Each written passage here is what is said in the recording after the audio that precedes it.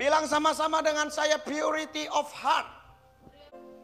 Kemurnian hati. Mari kita buka Matius pasal yang kelima, ayat yang ke-8. Berbahagialah orang yang suci hatinya, karena apa?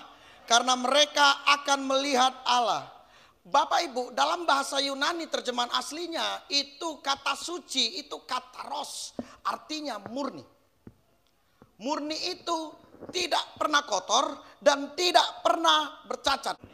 Nah, waktu saudara murni, maka saudara akan melihat Allah. Bicara melihat Allah, saudara, saya mau bilang kepada saudara, bukan bicara langsung melihat. Saudara melihat gini, mati saudara. Bukan melihat secara langsung, Musa saja mau lihat secara langsung gak bisa. Paulus melihat secara langsung, dia buta. Tetapi yang di ayat ini, waktu saya baca, Tuhan kasih pewahyuan hikmat kepada saya. Bahwa ketika kita melihat Allah, waktu kita mengalami masalah, kita akan melihat Allah ketika hati kita murni. Ketika engkau murni, maka engkau akan berkenan. Tapi ketika engkau gak murni, engkau gak akan berkenan. Itulah alasan engkau gak pernah melihat Allah dalam hidupmu. Itulah alasan engkau gak pernah melihat mujizat dalam hidupmu.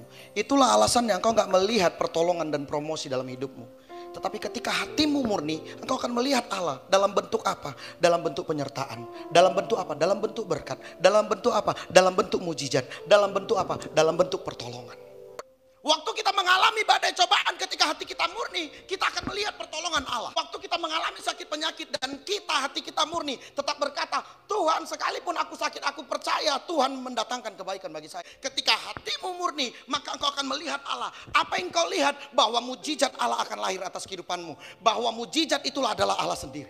Waktu keadaanmu sedang bangkrut, engkau akan melihat Allah ketika hatimu murni. Engkau tidak mempersalahkan Tuhan, engkau tidak mempersalahkan keadaan, engkau mau berdamai dengan dirimu sendiri, maka engkau akan melihat Allah. Di mana engkau akan melihat Allah? Suatu waktu ketika hatimu murni, maka usahamu dibangkitkan kembali.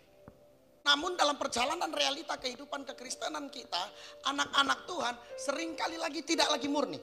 Mulai memikirkan sesuatu yang gak baik dalam setiap pelayanan. Mulai berpikir sesuatu yang gak baik sama Tuhan. Mulai hitung-hitungan. Tuhan, aku mau ketika aku melayani, aku mendapatkan ini. Ketika aku datang beribadah, aku harus menerima mujizat. Ketika aku datang menyembah Tuhan, aku harus menerima berkat. Ketika aku datang beribadah, aku harus melihat usahaku diberkati luar biasa dan harus bertumbuh dengan maksimal.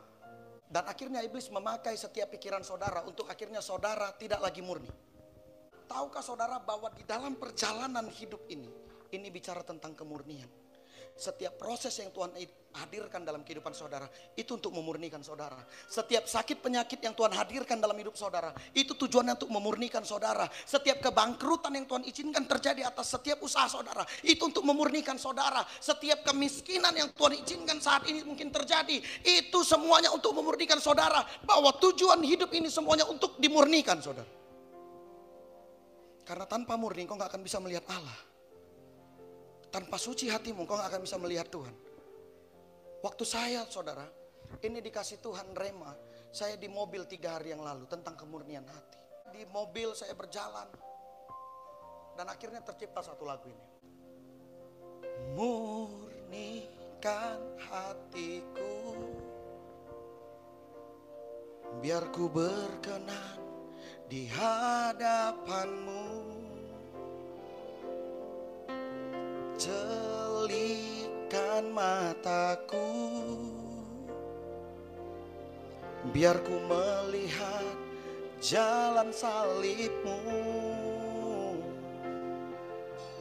Luruskan langkahku, agar ku terima janji-janjimu. Paulus memesankan kepada kita, Kisah Rasul pasal yang ke-24 ayat yang ke-16.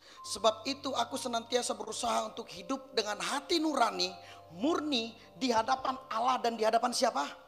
Di hadapan manusia. Kemurnian itu bukan hanya kepada Allah, bukan hanya ke atas, tapi ke semua. Itulah salib. Baik dalam pelayananmu, baik dalam pekerjaanmu, baik dalam usahamu, engkau perlu murni. Jangan engkau tawar-menawar, jangan engkau punya motivasi yang gak baik. Ketika engkau mempunyai motivasi yang gak baik dalam usaha, maka engkau akan menghalalkan sebagai macam cara. Tetapi ketika hatimu murni, maka engkau akan melakukan semuanya itu dengan sikap hati yang benar. Saudara, tahukah saudara bahwa keadaan saat ini, bahwa kejadian saat ini, Tuhan sedang memurnikan semua umatnya. Tuhan sedang memurnikan semua hamba-hambanya. Tuhan sedang memurnikan gerejanya. Makanya kata Tuhan, ada yang membangun di atas pasir. Waktu datang gelombang, habis rumahnya. Waktu dia membangun sebuah bangunan di atas kayu, habis.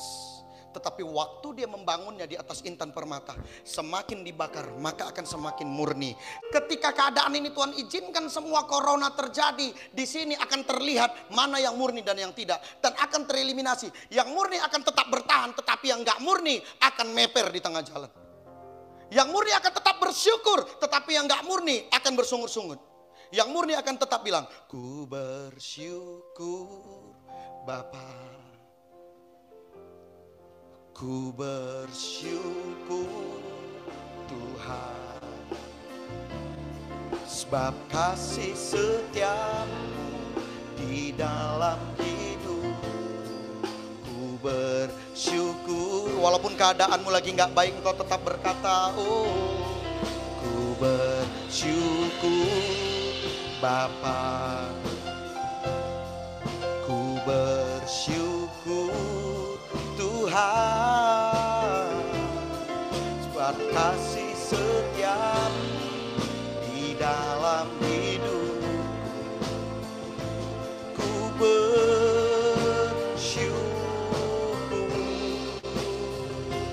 Tuhan. Bahkan Paulus ketika dia tahu dalam perjalanan hidup ini, paling penting itu adalah sebuah kemurnian. Yesus kalau nggak murni nggak selesai penyalipannya. Yesus kalau nggak murni nggak terjadi penebusan. Yesus kalau nggak murni nggak terjadi keselamatan. Amin. Tapi waktu Yesus murni, lalu dia menyelesaikan segala sesuatunya dengan baik. Waktu saudara murni, maka saudara akan menyelesaikan amanat agungnya Tuhan dengan baik. Untuk itu Paulus memesankan kepada Timotius, anak rohaninya, murnilah engkau. Nah, untuk itu Paulus ngomong kepada Timotius, kita buka sama-sama di dalam 1 Timotius 1 ayat 18. Saya baca buat kita semua. Tugas ini kuberikan kepadamu Timotius anakku, sesuai dengan apa yang telah dinubuatkan tentang dirimu, supaya dikuatkan oleh nubuat itu engkau memperjuangkan perjuangan yang baik dengan iman dan hati nurani yang apa? Yang murni. Timotius juga seorang abdi Allah. Timotius sebagai rasul Allah, Paulus sebagai rasul Allah, semuanya mengalami yang namanya pemurnian. Untuk itu tidak ada di antara kita di tempat ini yang tidak akan mengalami pemurnian. Masalahnya bagaimana sikap hatimu ketika engkau mengalami sebuah pemurnian. Ini yang paling terpenting saudara. Saudara, ciri-ciri orang yang murni hati, saya mau kasih tahu kepada saudara, itu tidak egois, keinginannya hanya berbakti kepada Tuhan saja. Dia nggak egois. Artinya egois apa saudara? Nggak egois hanya untuk melulu membangun dinasti atau sebuah kehidupannya. Untuk memurnikan hati saudara itu perlu kerendahan hati. Nggak gampang. Diminta sama Tuhan, engkau akan mampu. Amin. Saya tahu mungkin saudara sering dihadapkan dengan suatu pilihan. Saudara harus diperhadapkan dengan suatu sikap di mana saudara nggak salah harus dipersalahkan. Di mana saudara selalu digosipin. Saya sering bilang bahwa engkau mungkin boleh kehilangan reputasimu karena gosip seseorang, tapi engkau nggak harus kehilangan karaktermu sebagai engkau anak Allah karena perkataan seseorang. Karena sekali lagi saudara dan saya, kita semua hamba. Saya ajak saudara malam siang ini mengerti bahwa hidup kita bukan jemaat biasa-biasa. Bahwa hidup saudara, saya dan kita semua adalah hamba yang harus merendahkan hati sebagai keset. Amin. Yang kedua, ciri orang yang murni itu dapat mengasihi seseorang yang tidak layak untuk dikasihi. Saudara, ketika murni, engkau gak akan memandang kiri kananmu, siapa dia, bagaimana dia, golongan apa dia, apa sukunya, engkau gak akan pandang itu. Karena apa? Ketika hatimu murni, engkau akan melihat dia bahwa dia adalah jiwa yang perlu diselamatkan. Agama di sebelah itu juga harus kita kasih. Sekali lagi, kekristenan itu bukan ke dalam, tapi kekristenan itu keluar. Yang ketiga saudara, ciri orang yang murni hati dapat melihat potensi seorang tanpa selalu melihat kesalahannya. Banyak orang karena udah melihat potensinya, tapi karena terlalu banyak kesalahan yang dia pandangkan, yang dia tujukan, itu akhirnya membuat matanya tertutup untuk melihat potensi seseorang. Di dalam pelayanan saya mau bilang kepada seluruh pengerja, kepada semua jemaat, jangan engkau pandang kiri kananmu karena dia salah lalu engkau menutup mata atas potensinya. Buka, celikan mata. Nah yang keempat, ciri orang yang murni hatinya selalu mengampuni. Karena apa? Waktu engkau murni, engkau gak punya motivasi yang lain. Bersih hatimu. Walaupun engkau dianggap salah, engkau tetap aku mau mengampuni. Engkau gak akan membuat bela diri. Ngapain aku ngampuni dia? Enak kali dia. Enak kali hidupnya. Orang dia kok yang salah. Itu orang yang gak murni. Tetapi ketika motivasimu murni, maka engkau akan melakukan segala sesuatunya dengan pengampunan. Yang kelima, orang yang murni itu akan produktivitas. Dia akan selalu melahirkan jiwa-jiwa. Dia akan selalu melahirkan generasi. Dia akan melegasikan. Dia akan melahirkan anak-anak rohani. Dia akan melahirkan adik-adik rohani. Bagaimana untuk kita bisa murni hati kita? Ini yang paling penting. Caranya bagaimana? Celikan mata rohanimu dan mata jasmanimu. Seringkali kenapa kita tidak murni? Karena kita memandang sesuatu dengan keuntungan. Tetapi ketika kita memandang bahwa ini adalah jalan salib Tuhan, maka mata kita akan terbuka. Bahwa dalam hidup ini bukan bicara tentang kita, tapi ini bicara tentang God, tentang Tuhan. Membuka matamu. Seringkali hari-hari ini iblis membawa kita untuk mata kita ditutup oleh sesuatu tentang dunia ini, oleh sesuatu tentang mempertahankan diri sendiri, oleh sesuatu tentang keuntungan kita sendiri. Dalam perjalanan hidup kita kadang-kadang melihat duit, kita mampu menutup kebenaran, menutup mata kita untuk melihat kebenaran. Dan akhirnya kita melakukan sebuah kebohongan dalam bisnis kita, dalam usaha kita. Tujuannya untuk apa? Supaya kita bisa mendapatkan meraup keuntungan dan akhirnya kita menutup mata atas sebuah kebenaran. Dan kita kompromi dengan kejahatan. Buka mata saudara. Buka mata rohani saudara. Sadari bahwa selama ini engkau sedang ditutup matamu oleh iblis. Iblis akan tetap selalu membawa saudara, saya dan kita semua masuk ke dalam jalan kegelapan. Supaya apa? Waktu kita berjalan dalam kegelapan, kita nggak akan pernah melihat jalannya Tuhan. Kita nggak akan pernah melihat terangnya Tuhan. Kita nggak akan pernah melihat janjinya Tuhan. Kenapa orang selalu mempersalahkan Tuhan? Tuhan nggak adil, Tuhan nggak baik. Tuhan nggak jawab doaku. Bukan Tuhan yang nggak jawab saudara. Tetapi mata saudara yang nggak terbuka untuk janji Tuhan atas firman Tuhan. Amin. Yang kedua, supaya hati kita bisa menjadi murni, luruskan langkah kita. Untuk itu Tuhan bilang kepada Yosua 1 ayat 7, untuk dia sampai ke tanah perjanjian, sampai kepada tanah Kanaan. Tuhan bilang, kuatkan dan teguhkan hatimu dan janganlah engkau menyimpang ke kiri dan ke kanan. Waktu engkau berjalan lurus melihat jalan salibnya Tuhan, engkau akan melihat janji-janji Tuhan, engkau akan melihat berkat Tuhan. Dan ini saya tuliskan, saya terinspirasi dari ayat ini. Luruskan langkahku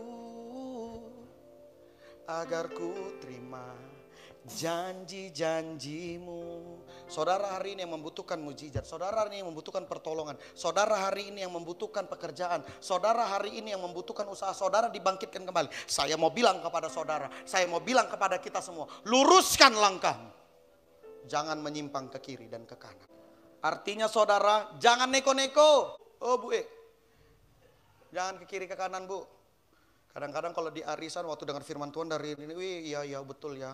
Iya, begitu jumpa di arisan, Jeng kau tahu Jeng Mak Popi itu, belum dibayarnya utangnya, kau tahu.